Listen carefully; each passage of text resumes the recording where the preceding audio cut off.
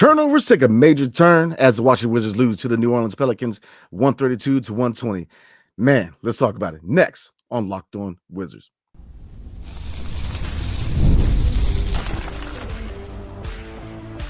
You are Locked On Wizards, your daily Washington Wizards podcast, part of the Locked On Podcast Network. Your team every day. What's good, everybody? It's your boy Brandon Scott again with my guy AB. Your favorite podcast now has a newsletter, introducing the Locked On Wizards Daily Newsletter, a one-stop shop for the ultimate team and league coverage delivered right to your inbox. Sign for free now at LockedOnDaily.com. That's LockedOnDaily.com. And start your day with the all-new free Locked On Wizards newsletter. Tonight's episode is brought to you by FanDuel. The NFL playoffs are almost here, but it's not too late to get in on the regular season action with FanDuel, because right now new customers can finish the season strong with $250 and bonus bets if your first $5 wins. A $5 bet, that is. Visit FanDuel.com to get started. All right, AB. Again, appreciate everybody. I was down with the sickness the last couple of days, so definitely feeling a little better, man. So definitely want to ramp it up. Kind of hear it still in my voice, but definitely wanted to recap this game from last night. And this was, I was hoping this could be a winnable game, AB, but turnovers ultimately were the one factor, in my opinion. So before I get kind of your gist on everything, looking at the numbers real quick. Turnovers. We committed 21 turnovers compared to their 8. And the Pelicans capitalized, man. They scored 32 points off of those turnovers. So again, turnovers were the issue tonight, because if you look at the shooting numbers, we shot 53 compared to their 50 from the field and 32% compared to their 43. So executing three-point attempts was also an issue, but in my humble opinion, was not the issue. So, all right, AB. Again, CJ McCollum, another player in a long list of players who dropped a 50 piece on the Wizards. So, what is the biggest storyline and reason why the Wizards lost this game? Was it the turnovers, or was it not containing CJ McCollum? I think it was a mixture of both. It's so crazy because the other day you were even talking about CJ McCollum, how he could potentially be traded, and then next couple of days he drops 50 on the Wizards. No shocker there, but yeah, no, I feel like in any sport, if you're turning the ball over, especially 3-to-1 ratio, you just can't win. And you're giving up 130 points in the NBA and 120, it should be good enough to win a game. But defensively, if there's no D and DC, as we've seen this past season, even past couple of years, then it's just hard to win games. But it was encouraging to see JP Alex Sarr hoop out there, and Alex Sarr winning Eastern Conference Rookie of the Month. I mean, that's huge. Again, I'll keep mentioning it that people were calling this man out after 5 summer league games. And the fact that he's getting better and better, I can't wait to see this guy fully develop and turn into a star. I'm with you. There was a 3-headed monster last night for the Washington Wizards. Number one, JP13. Again, vote. Get in there and vote, man. Get the fan vote in there, because JP13 is an all-star. He has played at an all-star level this season, and obviously we know with the team performance is going to be one factor that if the only factor that would keep him out of an all-star game, because he responded. He put the work in. He's playing like a team leader. He's playing like a player that wants to be here for a while. He's taken these young guys under his wing, and he's really taken the franchise in his wing. He has played at an all-star level. I mean, last night, man, 26 points, 4 rebounds, 7 assists, 8 for 18 from the field, 3 for 10 for 3, 7 for 8 for the charity strike, and 1 steal and only 3 turnovers. So again, he has played highly efficient basketball this season. His turnovers have gone down this season, and like I said, JP13, in my eyes and in the eyes of many people, including in his fan base and league-wide, I believe he is indeed an all-star. Alex Sarr, he is not a bust. And, people, again, AB, people were ready to call this man a bust after 5 summer league games. He's the future here in D.C. Him and Bilal are definitely part of, 2-headed monster, 2 stars in the making in the nation's cap, man. And obviously we definitely, prayers go out to Bilal, dealing with the sickness, man. So, I mean, the city's going around, man, the bug hit me. So like I said, definitely hoping he gets back to 100%. But, looking at Sarr, 19 points, 7 rebounds, 5 assists, shooting 7 for 13 for the field. And he did miss his 2 lone 3-point attempts, but we know he's got the capability to hit those shots. So again, Sarr, to me, I'm with you. He is far from a bust, man. He's a guy who I think can develop into not only a really good starter and, part of the core here in DC long term, but a star. I think he has all-star talent in the future. And then off the second unit, Malcolm Brogdon, another guy who's played at a really good level, man. We all know it's not a thing about talent. It's all about availability with Malcolm Brogdon. And when he's available, he produces 16 points, 3 rebounds, 3 of 6, shooting 4 for 10 for the field, and 8 for 8 for the charity strike. So he definitely capitalized when getting fouls and going to the line. So, but they're not the only people. Looking at Kyle Kuzma come back from injury, he's ramping up, and He has not shot the ball like he usually does as far as be that number one option. But he was efficient. You definitely got to give credit where it's due.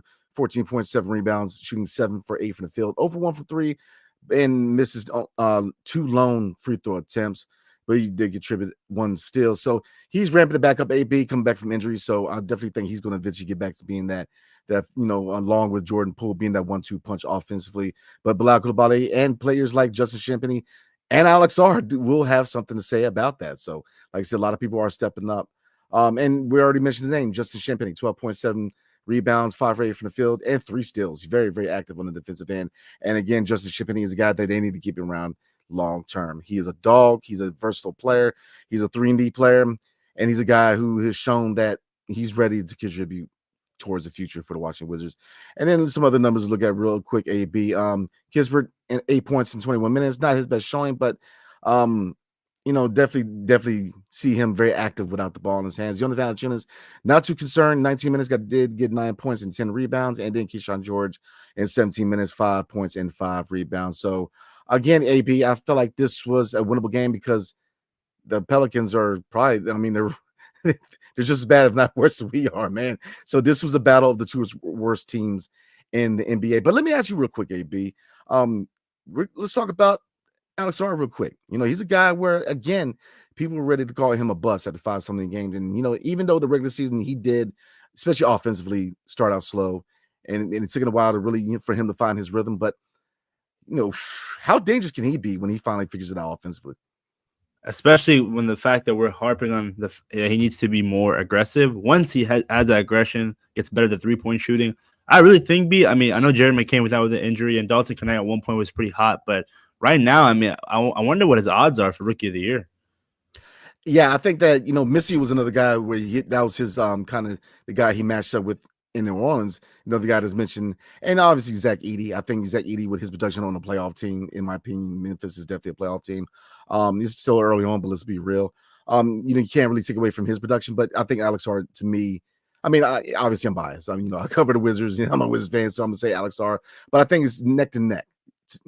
Because the thing is, Sarr has improved over time. Every week he has improved offensively. Defensively, he has things to work on defensively, especially a lateral movement with his stance defensively, because, faster, more agile, more athletic forwards can really put some damage on him, man. We saw that with Jason Tatum and a few other players this season. But, I think the biggest thing to really highlight is how he fits with players like Bilal and Jordan Poole. Him and Jordan Poole, they really form a nice, pick and pop, pick and roll. There's a few times, Alex Sarr had a ball top the key. JP13 moving without the ball, was able to find, him a couple times for some easy looks. That potential with, the pick and pop, pick and roll, especially the better that Alex Sarr gets with setting those picks for players like for Bilal and Jordan Poole. I think they're going to be a nice 3-headed monster going forward. Now, obviously, 2025 draft coming up. Cooper Flagg could definitely be a guy who could definitely bring some star and potential to this franchise. And I think it's all the better because you got a nice 3-headed monster, in my opinion, in Alex Sarr, Bilal Coulibaly, and Jordan Poole. And that's before you even mentioned Bob Carrington. He's a guy who offensively, he's starting to get better and better each week. And Keyshawn George, yes, up and down, very inconsistent, but I think once we get into the second half of the season and he finds a consistent role, especially for that, just for a second half of the season, you will see a guy who's going to get a lot better. So, like I said, the future is very bright in the district. Especially if you look at the next 2 drafts, I think you definitely capitalize in 2025, but with 2026, DeBonsa, Cam Boozer, and could we be better at that point to we might not be in the top 3, top 5, maybe. But like I said, these next 2 drafts, man, have a lot of talent. So, I just kind of want to ask you about Alex Sarr because, like I said, I think he's a star to make it. I think that it's the fact that he has gotten better week in and week out, and offensively, you see the potential, especially when he figures out how to be a well-grounded center in the NBA, man, and packs on 5 to 10 pounds, not enough to, because like I said, in transition, AB, he's money, man. He is money in transition. So, like I said, this is a team that wants to get faster. So the future is bright in the 202. But look, we're gonna talk about some association news, man. Jimmy Butler and tripping, man. Not only did he formally request a trade out of Miami, he has gotten suspended by the team for 7 games. So, we're gonna ask a couple questions. Why is he tripping? And 2, how does him requesting a trade really conflict with the Wizards and try to move on from a lot of their vets. So we're going to talk about that and then get into comments. But before we do, tonight's episode is brought to you by FanDuel.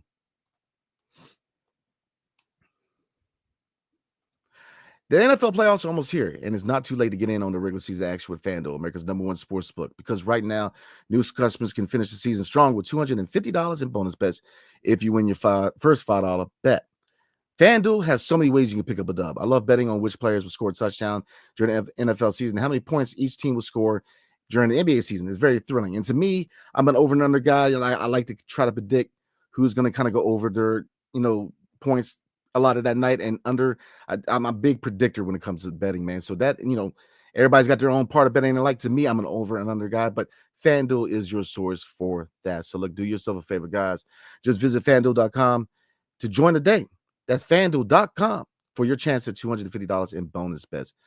Make every moment more with FanDuel, the official sportsbook partner of the National Football League.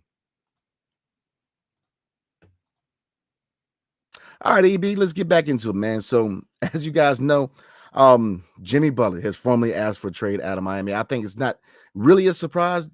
Now it's formal. Now it's official. But I don't think anybody who really covers the association or any basketball head that looks at the situation with, especially if you look at the offseason, AB, a lot of friction between him and Pat Riley. You look at the Heat culture. He's a guy who's very outspoken and very vocal. And that doesn't always fit with the Heat culture. You look at certain players who played in Miami, Dwayne Wade, LeBron James, Bosh. Not guys are known to be very vocal guys, especially at their stage in their careers. So looking at Jimmy Butler, I mean, do you think he's tripping? And the other, is a two-part question, but really, where does he fit? And how does it really interrupt with what the Wizards are trying to do with their vets at the trade deadline? I think it's kind of interesting because I saw the news and it was like he wants to be anywhere but Miami. And I looked at it and I thought Miami was like a bottom 5 team in the East, but they're 2 games above 500. So I don't know whether it's the fact that like he can't take it anymore. He doesn't want to, like, he peaked with taking Miami to the finals twice these past couple of years. I don't know. I mean, again, he's very outspoken, and Jimmy buckets, man. In the playoffs, he's a different type of beast.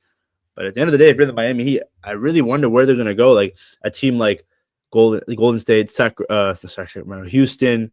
Maybe without that young talent, you trade him there, and you get some young talent in return for Miami. And yeah, Pat Riley. I mean, he's one of one. So them butting heads is very interesting. But with this, the Wizards, it kind of relates to the Kyle Kuzma situation. Not comparing the both players, but if Jimmy Butler's out there just emphasizing that he wants to get out of here in Miami, if whatever his trade value is, it's going to be interesting to see what they get. Obviously, it's not going to be the same as Kuzma's, but it's just something to keep your eye out. And again, this all goes back to the whole how much control the players have in this league. And if a guy like Jimmy, I think suspended 7 games, it just goes to show like what's going on here and what's really happening in Miami. Maybe there's 2 sides to the story. To me, there's 3 ways to look at the situation with Jimmy Butler in Miami. Number one, and I kind of touched base not only, with Kyle Kuzma, but other players, which is you have to be honest about what your situation is in your career, man. Jimmy Butler, we know what he is. He's a dog.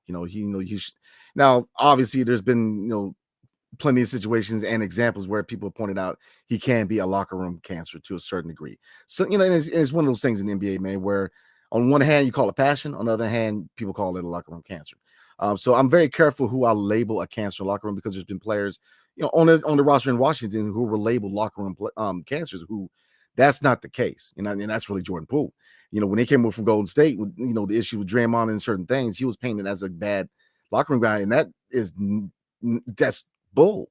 I mean, he's been a great influence in the locker room here. So I'm very careful. I look at every example when people try to label somebody a locker room cancer, an issue, because sometimes you're just a passionate young player, and sometimes you truly are. Jimmy Butler is a passionate player, but you look at Minnesota, showing up to practice, yelling at the GM. I mean, you look at Philadelphia, they chose Tobias Harris over me. He's passionate.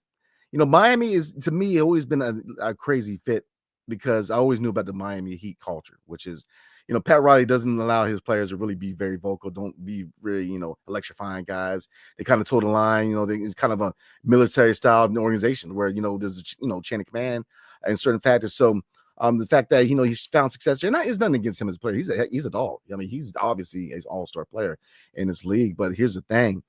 once you get suspended, and it really goes into my second point, which is how do you market a trade for the guy? To me, if I'm a general manager, especially, because he says he will go to any team by Miami, but you can pretty much cancel most rebuilding teams out because the guy will kill the chemistry for the young guys. I mean, let's be real. I think he's very passionate. And like I said, there's been examples where he can be a cancer locker room. Okay. But I'm not really labeling. I'm just pointing to what it is. He has examples, and so you guys kind of come to the determination for yourself. I'm not ready to make that determination. But like I said, but he doesn't pay the good picture or any kind of value right now, because if I'm an organization, why would I bring a guy like that there? I mean, why? Because he's you requesting for, I get it, requests, you feel like it's time to go. But I don't think he's real with where he's at in his career. I think he's a guy who thinks he's going to get one more max contract. And I don't think it's going to happen, man. I think at this stage in his career, he's had his last max. Like, so realistically, what are you bringing Jimmy in? If you bring him in, you're bringing him for pretty much a 1-year deal. And then I think he has that player option. So, you look at that probably another year where he's a guy who's definitely going to bring people to the stands and still be an impact player, in my opinion. But there's just too much baggage, in my opinion. I mean, obviously he's out in Washington. I don't think he fits. They need to steer clear. He probably goes somewhere like LA. Golden State has been linked to him. He's going to go somewhere where they need that one last guy to push him over the top to be a champion. Dallas, I forgot to mention them, but that could be a team. No, I'm glad you said something, maybe, because Dallas would be a good fit. From covering the Dallas Mavericks game in Cap 1 earlier this year, man. One thing I say about Klay Thompson, there's times where you saw the old Klay, and there's times where you could tell he's lost a step. And I kind of watched him, shoot around. He's still got that shot, man, but he's not ready to be that third guy behind Kyrie and Luka. I don't think he's that guy anymore. And you add a guy like Jimmy, and he really, could be a guy that he'd be sent to Miami. Look, there's rooms out there that, Bill is a guy who could possibly go to Miami, which is ironic because they were a team that was looking at him when he was still in Washington. So, and I think Bill, like I said, a lot of people harp on Bill, but I think he, from a culture standpoint, could be a good culture fit in Miami because, again, while there's reasons why people would have animosity to a certain degree with Bill, especially towards the end of his tenure in DC, he's a guy who never had issues off the court, was a high character guy, so he could fit. But there's going to be a lot of moving pieces at the deadline. And like I said, it goes into my third point. There's going to be a team like that is going to be sucker enough to take him on because, like I said, there's nothing against Butler as a player in his production, but I think it's kind of a sucker move because you're bringing in a guy where he's proven that if he's not the guy, he could clash with other high-profile stars on your team. He did it with Cat. He did it with Embiid. I mean, is he willing to take a lesser role? And I don't know if he's that guy yet because he hasn't really. He's not serious about where he's at individually. You're not. To me, I wouldn't pay Jimmy Butler a max contract at this stage in his career, and I don't know many organizations that could do so. Like, he's not the only player. James Harden ain't gonna get another max. Let's be real. The contract he got in LA, or he didn't get the contract from LA. He was traded from, Philly. But, there's a reason why he didn't get that from Philly because he's just not that guy anymore. Now, he does fit in LA, but then the question comes up when Kawhi comes back, he's not going to be that featured guy anymore. So how does he take a lesser role? So there's a lot of questions in the NBA, man, especially the trade front, because Jimmy Butler, to me, I don't think he's going to be the only guy. I think there's going to be more people going to be asking out. I think there's going to see a lot of turnaround at the deadline. A lot of stars going to be moving teams. And I think that going back to the question I asked you, AB, which is how does it affect the Wizards? I think there's going to be teams where they're not going to want to meet that asking price for Jimmy Butler. And they're going to look at a player like Alex Kuzma and say, look, we got a guy who can score. We have a guy that doesn't need to be that, number one option. Doesn't need to be a starter. He can come in, be a six man or start in need be, and I can do it on the cheap and I'll have to break the bank for Jimmy Butler. What do you think? Yeah, no, definitely. That could be a scenario. And again, like Jimmy Butler and Kuzma are both different players and different qualities. But if you're a team and you see that Jimmy is that much of as he's labeled as a cancer, you go with Kuzma, who obviously, isn't as bad, but there's sometimes on social media we've seen here in Washington. So again, this is going to be very interesting to see how many teams want to go after JB and eventually end up with Kuzma. And I'm all for it. Again, like we need the trade value. Again, at one point it was 2 first-round picks, but reality, it's not that anymore. And whether it's a young guy and a second or hopefully a first, no more seconds, I can't stand them. It's just going to be something to monitor within the next couple of weeks before the trade deadline. Absolutely. I agree 100%. So, like I said, definitely put your seatbelt on, man, and stay tuned because look, it's going to be a wild ride at the trade deadline, not only for the Wiz Kids, but for the association overall. So, we're going to look at some comments before we roll out. And like I said, guys, definitely appreciate you guys waiting until Saturday to cover last night game, waiting for your boy. Still not 100%, man, but definitely appreciate you guys, man. So, we're going to get in the comments. But before we do, tonight's episode is brought to you by Gametime. I love going to live events, whether it's sports events, but not just sports tickets, right? Even though I love my sports tickets, but music events, theater shows, or comedy shows. One of my favorite memories it was attending a concert last year with my wife. The 50 Cent and Busta Rhymes. Look, if you got a chance to go see 50 Cent and Busta Rhymes in concert, you got to take that chance, man. But look, now Game Time has made it easier to get tickets to your favorite events with their new feature, Game Time Picks. This feature filters out the fluff to show you only incredible deals on great seats, so you don't have to waste time searching through thousands of different tickets and events. And like I said, recently I've been looking at tickets for next year, Orioles Nats game. I'm a Nats fan. My wife's an Orioles fan, and this is the first time that they play on the weekend in forever, if ever, man. So this will be our first year to kind of catch, so I can kind of tease her while the Nats smack up on the O's. But look, do yourself a favor, guys. Take the guesswork out of buying tickets with Game Time. Download the Game Time app, create an account, and use promo code LOCKEDONNBA for $20 off your first purchase. Terms apply. And again, create an account and redeem code LOCKEDONNBA, LOCKEDONNBA for $20 off. Download Game Time today. What time is it? Game time, baby. All right, AB, let's get into it, man. Before we call it a night, let's get in the comments. And again, everybody, definitely appreciate everybody rocking with us, man.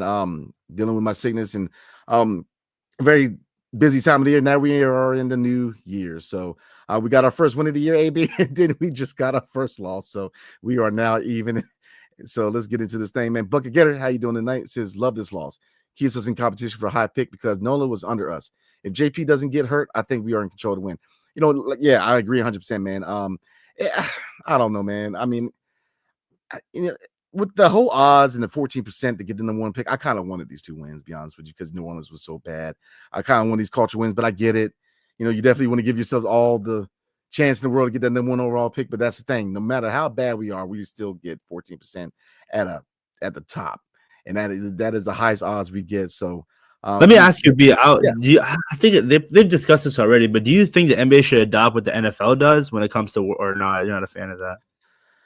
You know, I get why they do the lottery. I do, because you want to kind of stop teams from doing what we're doing, even though we kind of it's weird because, I mean, how do I say this, man? You at one point you were like, man, people just, when you look at, I think Philly left a bad taste in the association's mouth when it came to tanking and rebuilding through losing, because they took so long to do it. I mean, and then when they got these top players, you can argue in most examples they moved on from them way too early. And then when you look at Michael Carter Williams, they caught it at the right time because he didn't pan out.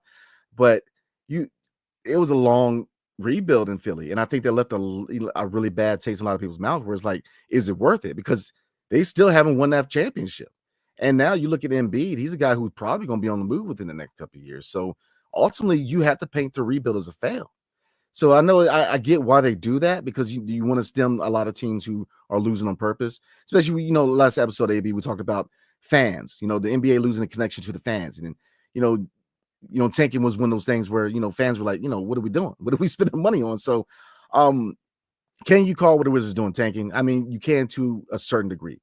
They're prioritizing development of young players. But I think that if you're going to lose and try to get the best, then you got to at least get chemistry, build culture, do all the things they're doing behind the scenes, which you did not see it done in Philadelphia. So I think the Wizards are doing the right way. But yes, I think it's time to go back to the worst team gets the first pick, because, I mean, now you got Major League Baseball doing the lottery. And even then, it's like, I can't complain because the Nats got the number one overall pick. But in same token, do you really want to see a team that is close to 500 getting the one overall pick? Atlanta had no business getting that pick.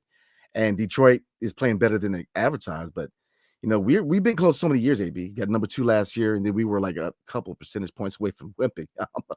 I mean, could you imagine Wembanyama and Alex Sarr, dude? Oh, my God. I know, man. So, like I said, I think that, yeah, let's go back to the worst team gets the pick. Because, like I said, I think the 76ers and their whole debacle really left a bad taste in a lot of people's mouth. Bucket Getter says, you can definitely see the development this season opposed to last season? Absolutely. Sarr looks good. You can see the confidence JP, Bilal, Sarr, and JC are playing with. Yeah, confidence with all four of those gentlemen. And, Jordan Poole, people forget that, yes, he's already won a championship, baby, but he's still a young player who could be developed and can be molded. And you mold a player like this because he's still, in my opinion, a year at minimum away from his prime. And he's playing at all-star level. He's ready to be an all-star. He's ready to be that featured veteran piece to lead this team, man. And when you add in Bilal, he was a star potential guy they form a nice duo. Then you add in, with Bilal, you got Sarr. That's a nice three-headed monster. And then after that, you had the potential to add a guy in this draft coming up who has star potential. So you got four guys, man. This is going to be a nice young team. All they need to do is to keep up that culture, build that culture and that chemistry. And you got Bub, who a lot of people are saying that he's a steal, and I agree with that. He has star potential. Keyshawn George is still at 24. You see what I'm saying? Like Tristan Vucevic, I think they should give an extension. Champagne. I mean, we have a lot of young talent here.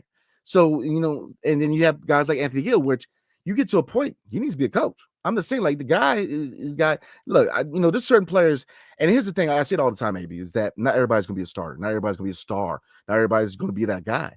There's, you're going to see a lot more Anthony Gills. You're going to see LeBron James. You're going to see a lot more Anthony Gills than you're going to see Jordan Pooles. You're going to see more role players go through this league than you see stars or all-stars. And, it's those guys who are coaches. Steve Kerr, hate him or love him.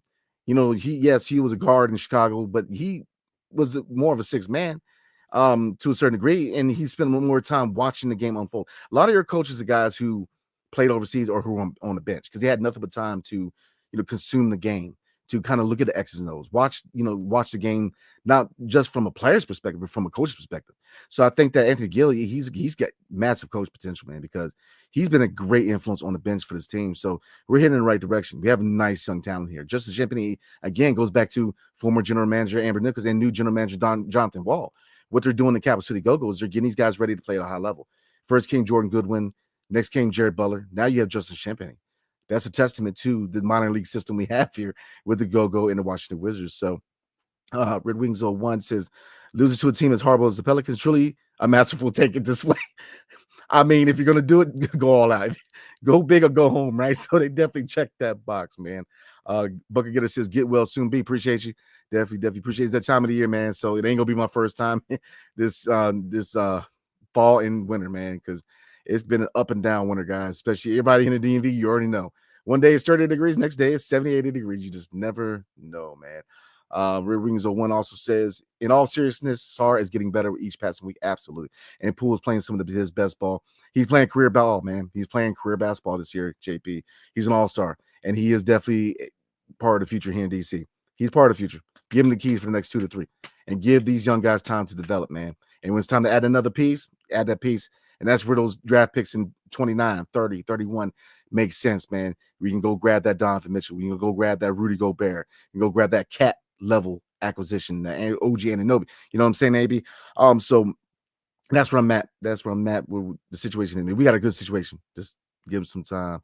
Booker Getter, I know you wanted to say it, man. Come on. And JP been telling y'all he's that guy. Like, hey, give him credit. Booker Getter's been one of those guys who's been very vocal about JP, man. Like I said, I know there's a talent in Golden State, AB. So, I mean, let me ask you this, AB, real quick.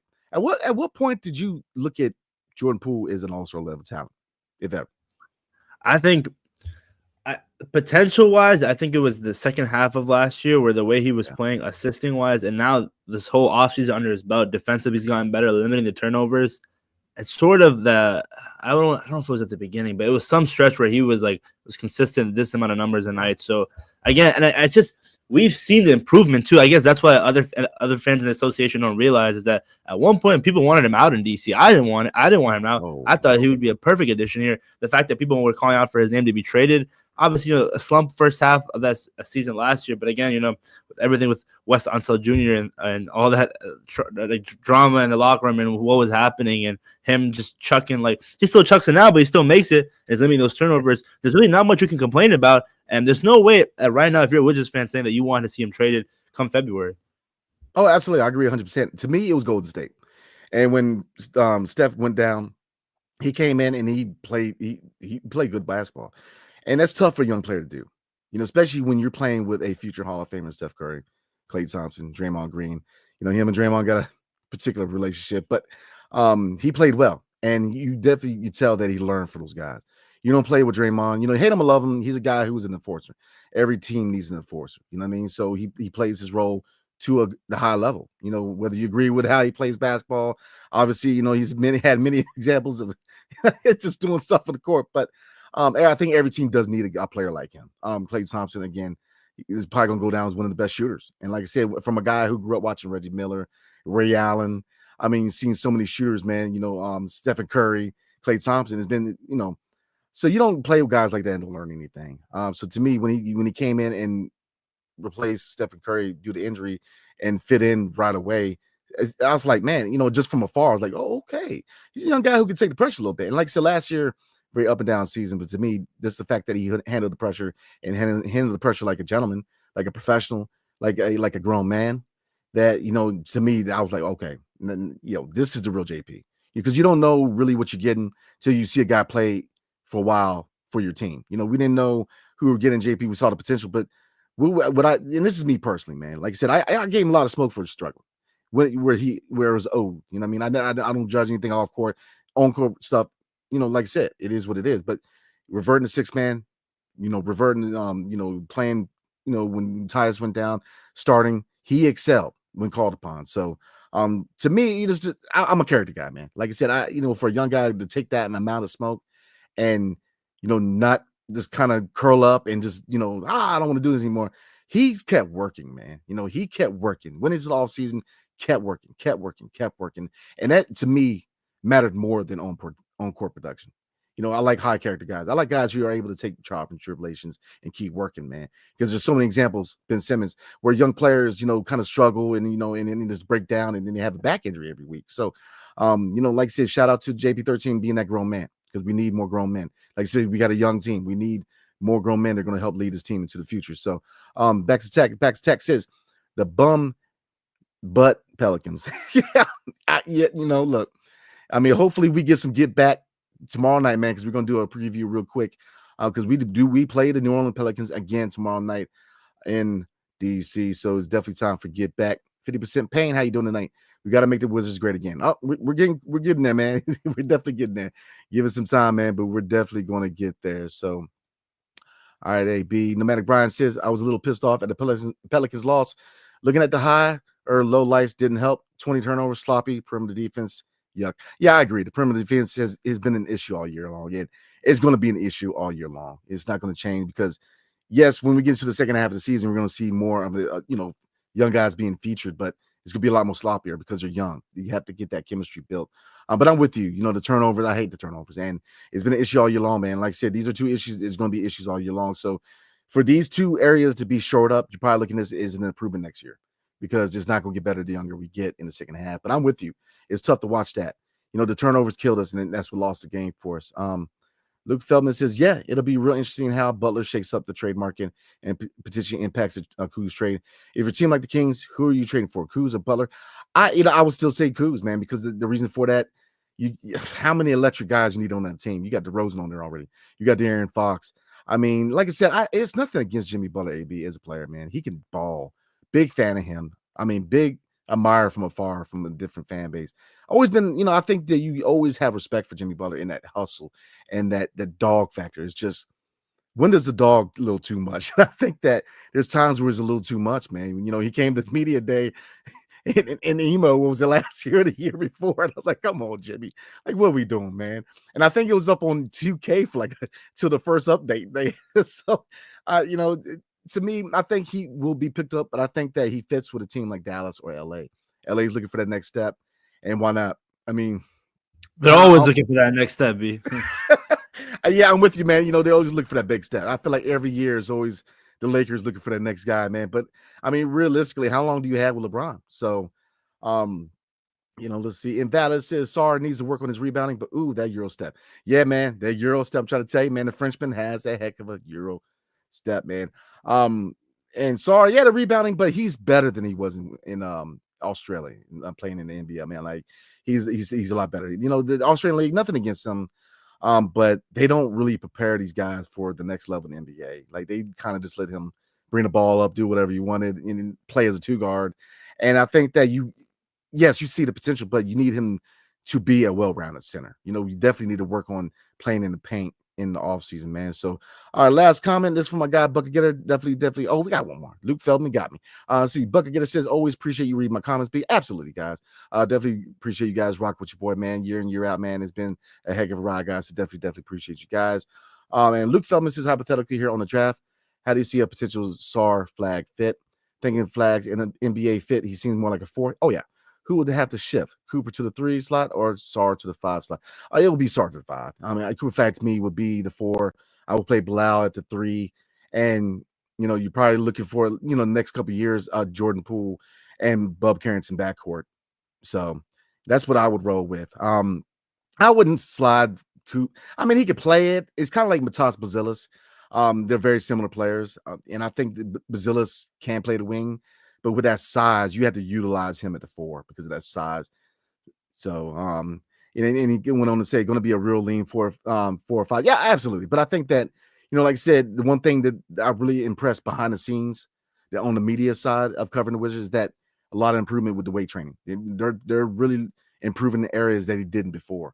I think they're definitely going to see about 5 more pounds of muscle next year in Alex Sarr, and hopefully, Cooper Flag, they're going to work on in that area. Like Alex Sarr knows he needs to add a little bit of weight, so I would not worry about that. Lean right now, but look, give him about 15 of them lean cuisines, man. He'll be all right, man. You'll gain a little 5 pounds. So, all right, everybody. Again, appreciate everybody for rocking with your boy, man, and waiting until the day.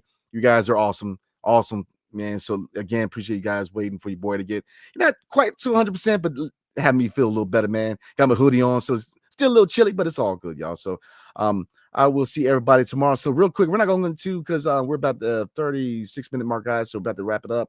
So we're going to do the full 3 keys of victory. But tomorrow night, they are back at Cap 1. The 6-26 Wizards face the 6-29 Pelicans, both last place in their respective conferences. The Pelicans are the favorites. So let's see if the Washington Wizards can sneak in a win tomorrow night at home. Real quick, AB, looking at the injury report. Jonte Murray is day-to-day. Bringing Ingram and Zion Williamson are both out. Reasons why I thought this was a winnable game. And Bagley is still out. But Koulibaly, with the illness, hopefully he's back at 100%. He's day-to-day. And Jordan Poole is with his hip injury is day-to-day. So prediction time. Does the Wiz pull out a win tomorrow night? I'll tell you what, I think so. I think 120 points. The first game. I think the second game they can definitely hopefully do better on the perimeter. That's what I'm hoping, and rebounding. And I think Bilal will be back, and that would be huge. I just think if you can find a way to contain CJ McCollum, you'll be fine. Obviously, you have to win the turnover battle. I mean, 3-to-1 ratio of turnovers, you can't win any game in sports like that. So got to be able to do that. And, yeah, no, I think, again, the Pelicans is tank battle. But when you don't have their stars like Brandon Ingram playing, Zion Williamson playing, or potentially even DeJounte Murray, that gives you a better chance of winning the game. Hey, y'all heard it here first, man. He's calling to win tomorrow. So we got our basketball Nostradamus here. Hey, we're going to win tomorrow. So, again, appreciate y'all, man. Appreciate AB rocking with your boy as usual, man. So we'll see you guys tomorrow night. It is a 6 o'clock game, so we're looking at 8:30 tomorrow night. So hey, AB, real quick, do you what's the time for the Commanders game against the Cowboys? Well, I think 1 p.m. So 1 the game o'clock, should okay. be over. All right, cool. So cool, man. We'll have everything rolling tomorrow. The Commanders and the Wizards. Hopefully, we'll get dubs tomorrow. So, all right, everybody have a blessed night. Enjoy your Saturday night. Hail to the Wizards and peace.